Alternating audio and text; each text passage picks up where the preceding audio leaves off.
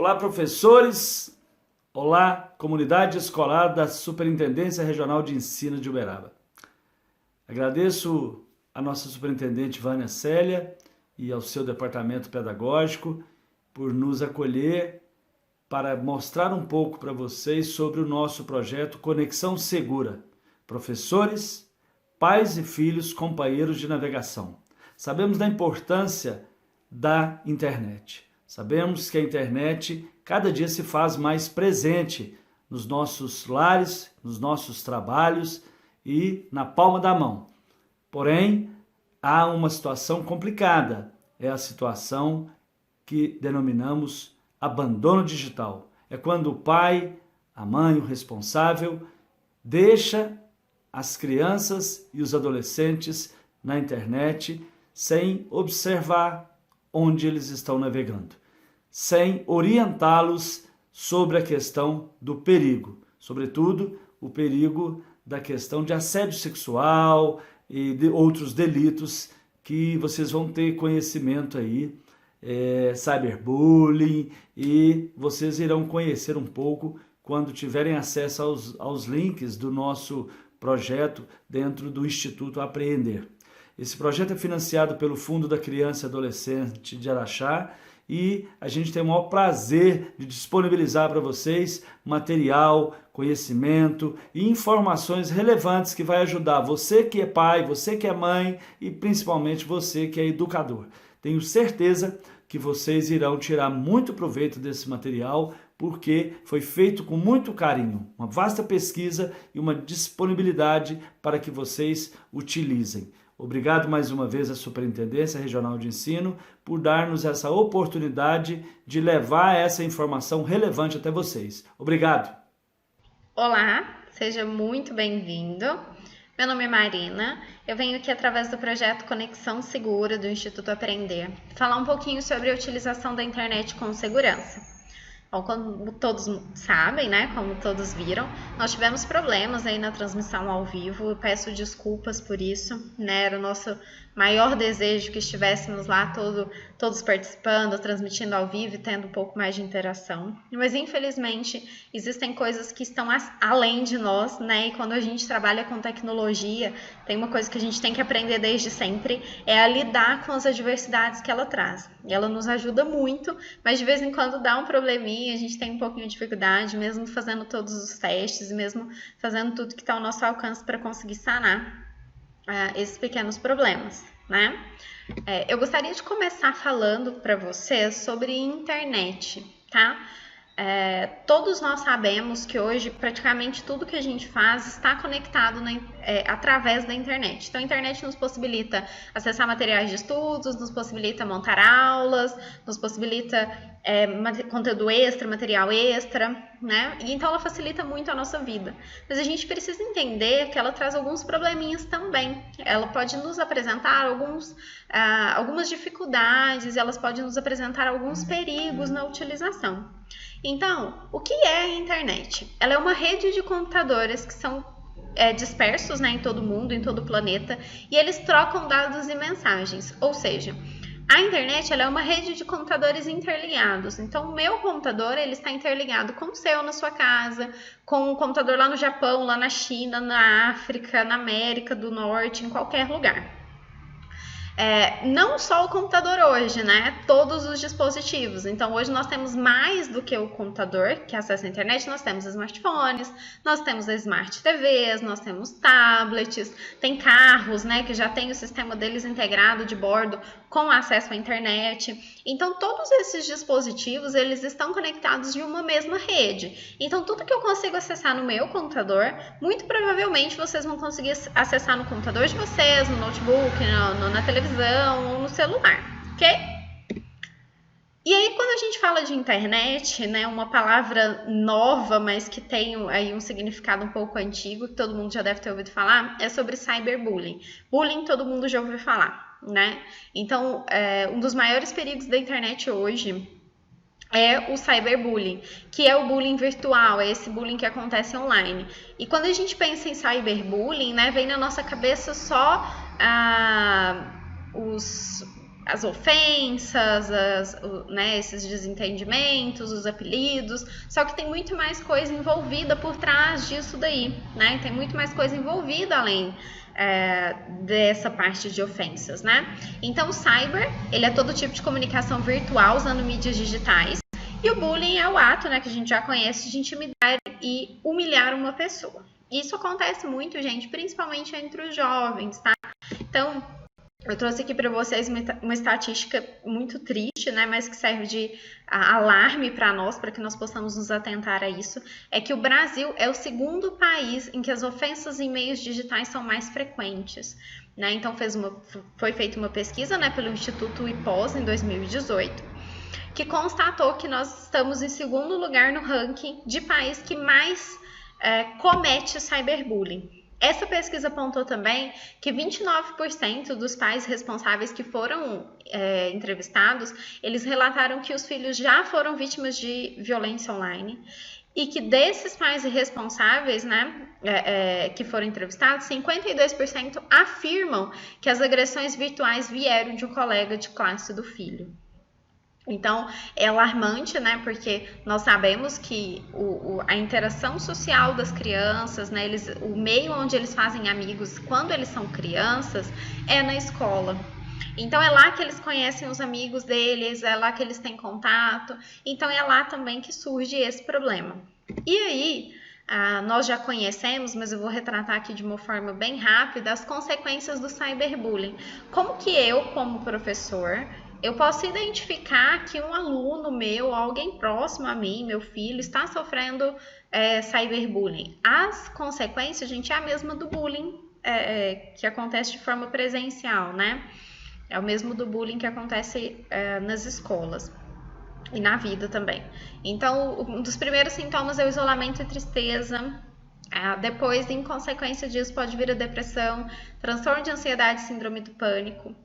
Em consequência, o baixo desempenho escolar, então o aluno que é muito bem, de repente ele começa a se perder, a baixa autoestima, a dificuldade de se relacionar com os outros e podendo acontecer, infelizmente, suicídios, né? Então a gente conhece aí algumas histórias, em uma das palestras que eu trabalho nas escolas com as crianças e com os jovens, né, adolescentes, eu falo de um caso real, né, de uma moça que acabou se suicidando em decorrência do cyberbullying. E aí, nós temos vários tipos de bullying, né, de cyberbullying. Como eu falei lá no começo, não é só aquele bullying de ofensa, de colocar apelido, de fazer uma brincadeira, mas existem coisas um pouco mais sérias. Então, dentro do cyberbullying, nós temos o hater, né, que é aquele que odeia. O que é esse hater? É aquela pessoa que vai perseguir o outro, então, que vai pegar as fotos, que vai fazer montagem, que vai ofender, que vai falar mal dele, então, que vai criar todo um ambiente, né, ali de agressão, um ambiente de ofensa, um ambiente de humilhação. Então, é aquela pessoa que normalmente ela vai perseguir a outra. Hoje em dia acontece muito, né, aparecem muitos haters por influência dos influenciadores digitais. O que são os influenciadores digitais? São pessoas famosas ou eram anônimas e ficaram famosas, mas que têm uma influência no meio digital. Então, eles vão oferecer, eles vão promover, né, produtos de beleza ou uma marca de roupa, né? E aí as pessoas que os acompanham, né, que são os fãs, eles acabam assumindo ali aquela vida daquela pessoa como algo, né, muito além do que é, como se fosse realmente um deus para eles. É óbvio que eu tô falando de casos extremos, né? Eu não tô falando das pessoas que gostam de determinadas celebridades, mas estou falando aqui daquelas pessoas que têm isso um pouco mais exagerado. E aí esses haters tomam as dores, né, desses influenciadores digitais e acabam atacando outras pessoas.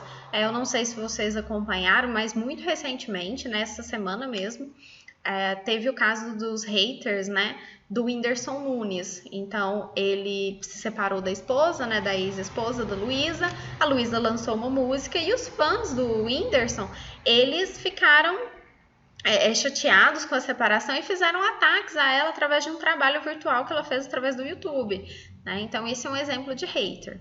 Nós temos aqui o sexting. Isso daqui, gente, são coisas que a gente já conhece, mas com nomes, né? Com os nomes que se atribuíram agora recentemente. Então, o sexting, que vem de sexo, né? E o ato de trocar mensagens. Então, são as trocas de mensagens, né? Às vezes ali os jovens começam a conversar, enviam fotos um para o outro, começam a conversar uns assuntos mais sexuais, né? Enfim. E isso daí pode acabar virando uma forma de ameaça, tá? Lembrando que o sexting, quando ele acontece com uma criança, né? Ele é pedofilia. Mas quando ele acontece entre dois jovens, por exemplo, dois adolescentes, ele é considerado sexting por essa troca de mensagens, por isso ser um ato perigoso, né? Porque aí, através do sexting, acontece o revenge porn, que é a pornografia de vingança. Então, o que acontece? Enquanto as pessoas estão lá conversando, trocando mensagens, trocando fotos, enquanto eles têm um relacionamento, e quando isso acaba, pode acontecer de uma das partes começar a ameaçar a outra, né? A maior parte de pessoas que sofrem, né, que são vítimas do revenge porn são as mulheres. Então, elas trocam fotos com os homens e aí isso depois eles vão chantageá-la, eles vão ameaçar, divulgar essas fotos, enfim.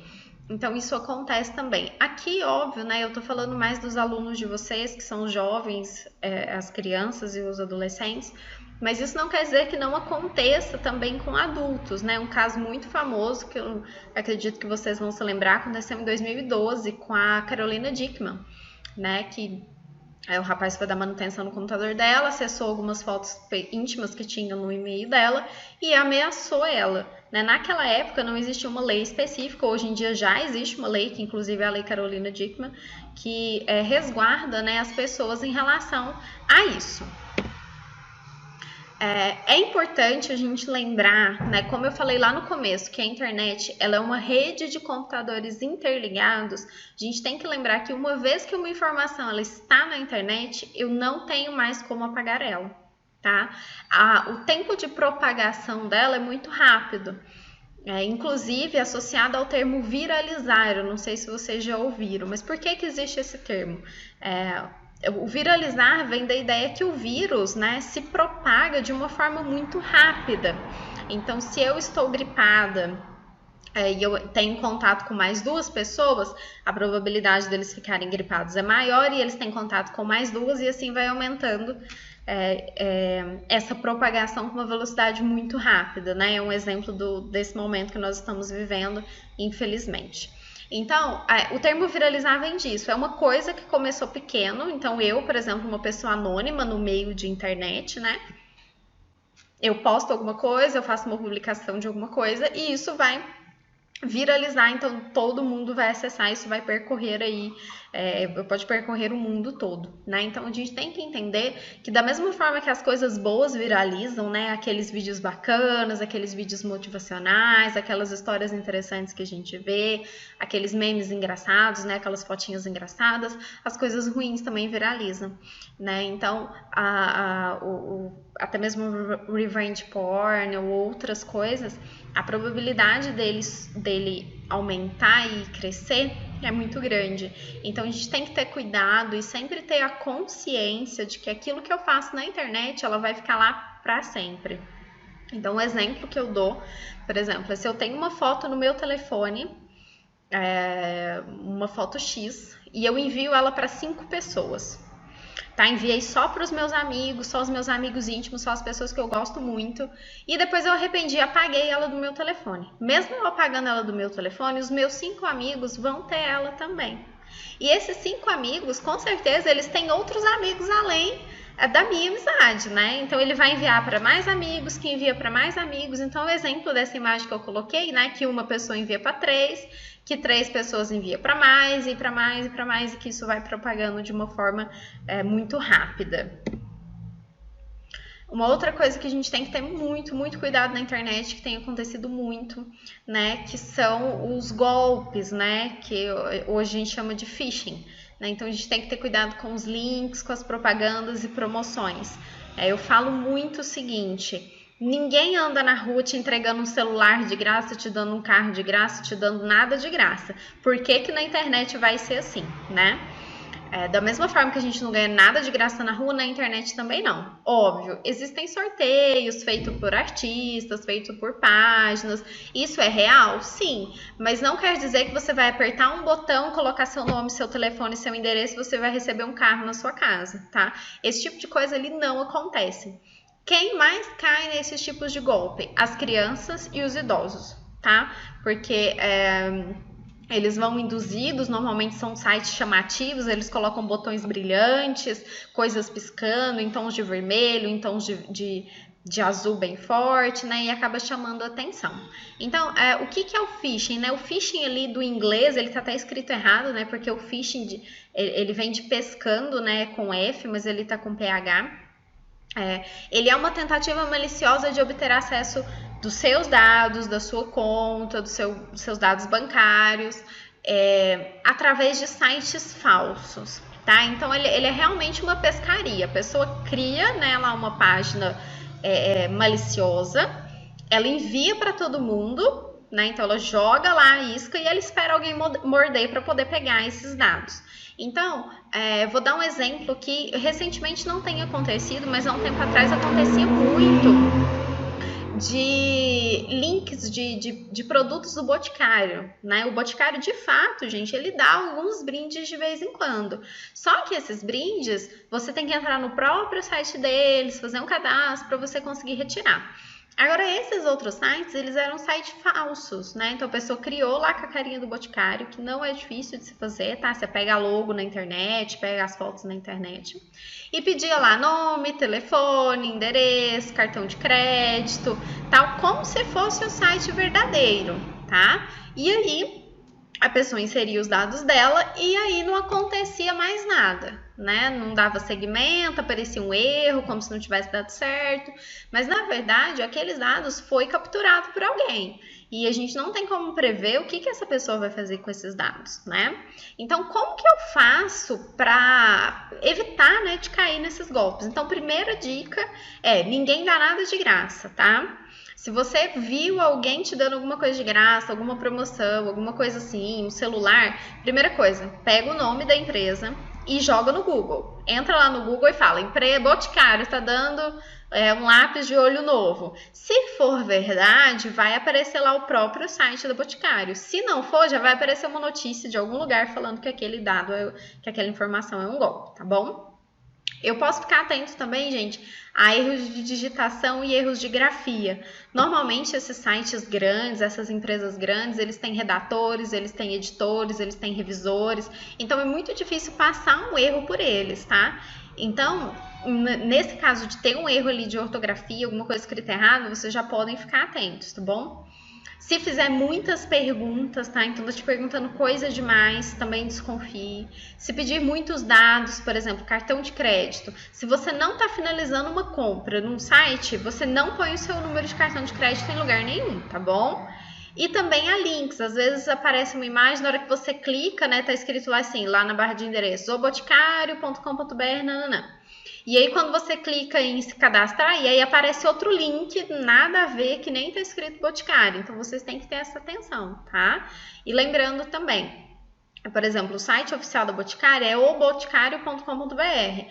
Normalmente, esses outros sites vão colocar assim, boticário.com.br, não tem o O, né? Alguma coisa assim que fica mais próximo. Então, é preciso ter atenção.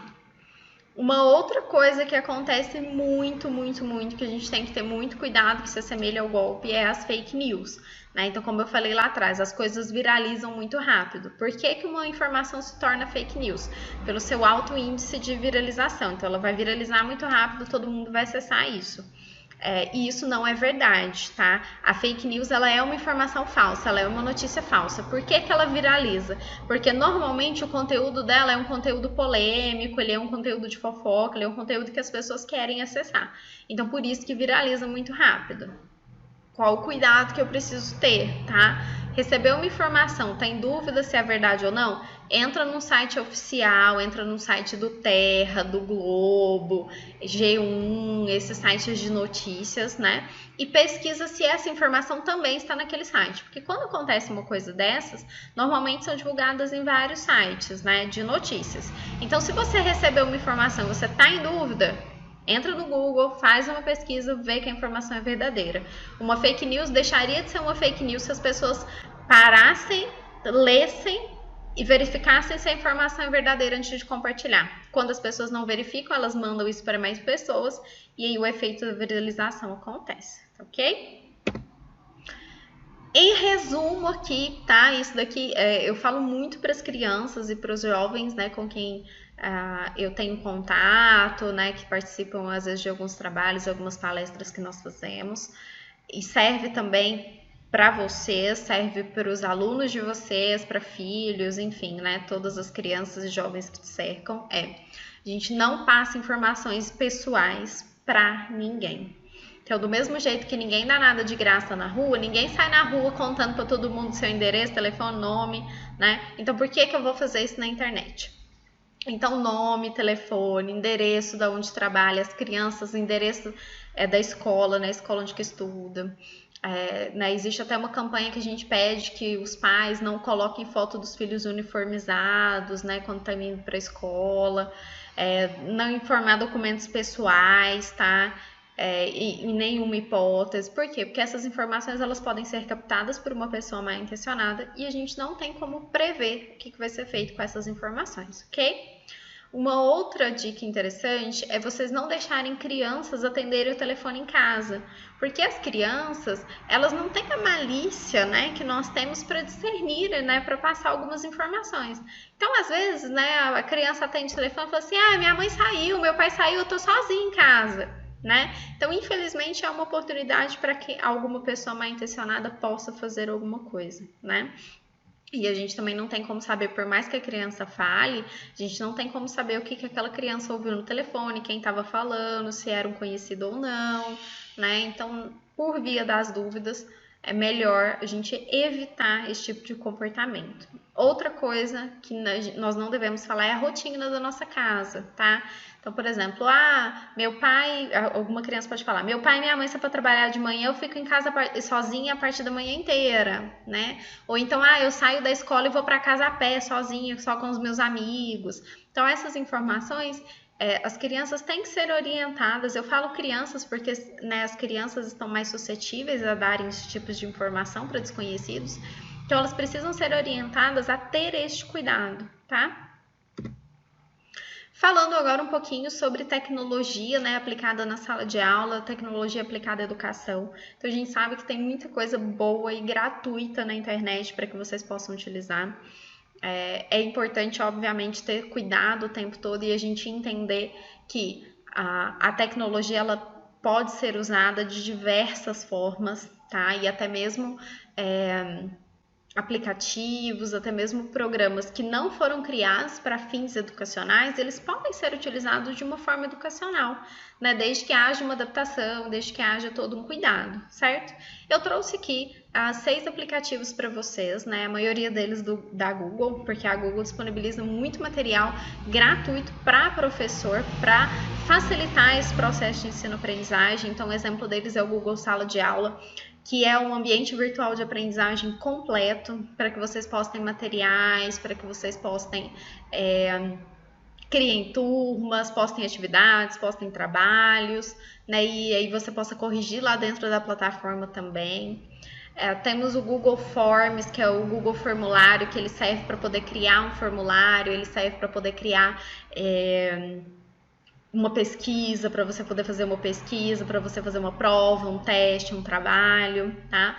O Google Docs, que nada mais é do que o mais conhecido, né, que é o Word, Excel e PowerPoint, mas de uma forma online. Então, você consegue criar uma planilha online, você consegue criar um documento no Word, uma apresentação de forma online, de forma colaborativa, tá? Então, você pode criar um grupo e todo mundo trabalhar no mesmo arquivo simultaneamente. Lá ele destaca, né, cada parte para cada um, o que cada um está fazendo, ele destaca lá. É muito interessante. E além disso, por ele ser totalmente online, ele não exige a instalação no computador da pessoa. Óbvio, tem a opção de instalar também para quem quiser fazer a instalação, mas eu posso trabalhar nele de uma forma 100% online, inclusive através de dispositivos móveis, através de celular, tá? Então, às vezes, os seus alunos não têm como acessar, não tem computador em casa, mas eles têm o celular, eles conseguem fazer atividade através do celular, eles conseguem acessar e checar todas as informações que estão lá, certo?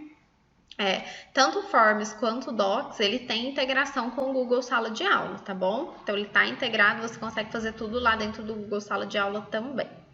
Temos o Meet, que é uma outra ferramenta da Google, né? O Meet substitui o antigo Hangouts, eu não sei se vocês conhecem, mas ele é uma plataforma de videoconferência, então ele permite interação tanto de vídeo quanto áudio. Você consegue ver a outra pessoa, né, e você consegue ouvir o que ela está falando. E para quem está acessando, né, para quem está transmitindo, para quem está criando, né, essa transmissão, é possível também transmitir a tela, ou mostrar a tela do celular, né, o que está acontecendo para que as pessoas possam acessar. Então é bastante interessante. Nós temos também, eu não sei se vocês conhecem, né? O YouTube com certeza todo mundo conhece, né? Eles nos ajudam muito aí em ideias novas, inovações, preparar a aula. Mas nós temos o YouTube Edu, tá? O YouTube Edu, ele é uma divisão dentro do próprio YouTube em que ele permite que vocês acessem conteúdos educacionais. Então lá vai ter aulas de português, aula de matemática, de geografia, de história, para as crianças, né? Os conteúdos voltados para criança, vai ter preparatório para o Enem, lá tem transmissão ao vivo, sabe? De preparatório para o Enem, tudo gratuito né? E tudo separadinho lá dentro para que os alunos possam acessar, ou até mesmo vocês possam acessar, para ter um conteúdo extra, né, para se preparar para as aulas, para se preparar para apresentar. Inclusive, gente, o YouTube foi um tema, né, do meu TCC, quando eu fiz, trabalhar as ferramentas pedagógicas do YouTube. Então, não só pegar os vídeos que já estão lá prontos, que é o que a gente mais faz, né? Pegar o vídeo lá, encaminhar para o aluno, ou então acessar o YouTube Edu, pegar um conteúdo lá e estudar ele.